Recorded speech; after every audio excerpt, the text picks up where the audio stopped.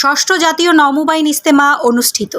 আহমদিয়া মুসলিম জামাত বাংলাদেশের উদ্যোগে অনুষ্ঠিত হলো ষষ্ঠ জাতীয় নৌবাহিনী ইজতেমা।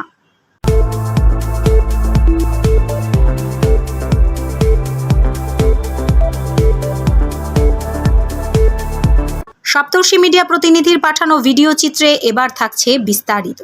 ২৬ ও ২৭ জুন ২ দিনব্যাপী রাজধানীর বকশীবাজারস্থ আহমদিয়া মুসলিম জামাত বাংলাদেশের কেন্দ্রীয় জামে মসজিদে অনুষ্ঠিত হয় ষষ্ঠ জাতীয় নৌবাহিনী ইজতেমা। ২৬ জুন সকাল ১০টায় ইজতেমার কার্যক্রম শুরু হয় পবিত্র কোরআন থেকে তিলাওয়াতের মাধ্যমে। এতে সভাপতিত্ব করেন আহমদিয়া মুসলিম জামাত বাংলাদেশের ন্যাশনাল আমির সাহেবের প্রতিনিধি নায়েব ন্যাশনাল আমির জনাব ফজলুর রহমান জাহাঙ্গীর।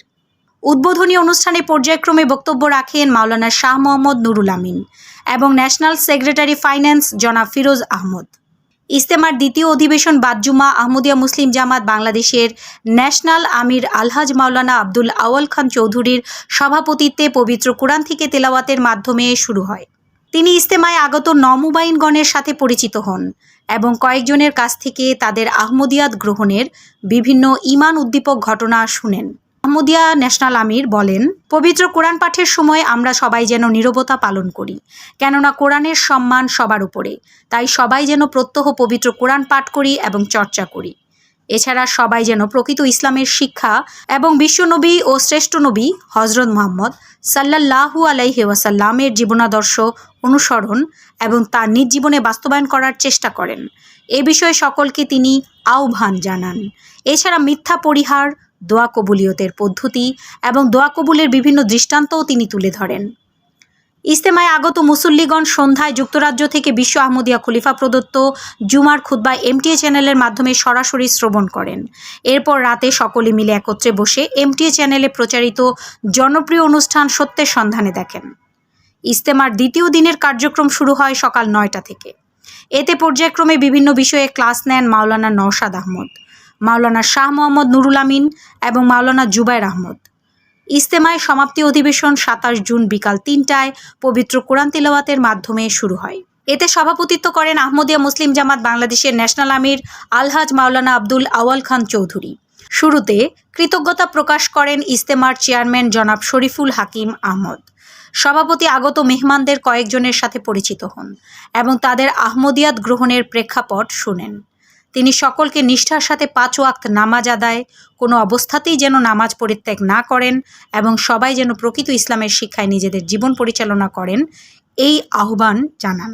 মাগরিব নামাজের পরে বয়াত অনুষ্ঠান শেষে বিশ্ববাসীর শান্তি কামনা করে মোনাজাতের মাধ্যমে ইজতেমার সমাপ্তি ঘটে। আসসালামু আলাইকুম ওয়া রাহমাতুল্লাহি ওয়া বারাকাতুহু। আল্লাহ তাআলার অশেষ ফজলে আজকে আমাদের ষষ্ঠ নৌবাহিনী ইজতেমা সম্পন্ন হয়েছে কিছুক্ষণ আগেই।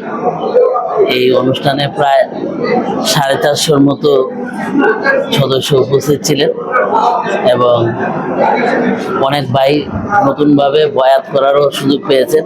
এছাড়া যারা আগে বয়াত করেছেন তারা এই ২ দিনব্যাপী অনুষ্ঠানে অংশগ্রহণ করে অনেক বিষয়েই তারা শিক্ষা লাভ করার সুযোগ পেয়েছেন। নামাজের বিষয়, আল্লাহ রাস্তায় দান খয়রাতের বিষয়, দরুদ ইস্তেগফার এবং জিকিরের বিষয়, তারপর খেলাফতের সাথে সম্পর্ক, আনুগত্যের বিষয়, জামাতি ব্যবস্থাপনা, এই সব বিষয়গুলো তারা এই ২ দিনের ক্লাসে থেকে নিবিড়ভাবে জানার, বোঝার এবং শিক্ষার একটা সুযোগ পেয়েছেন। আমার নাম মোহাম্মদ আব্দুল রাজ্জাক, বগুড়া থেকে এসেছি।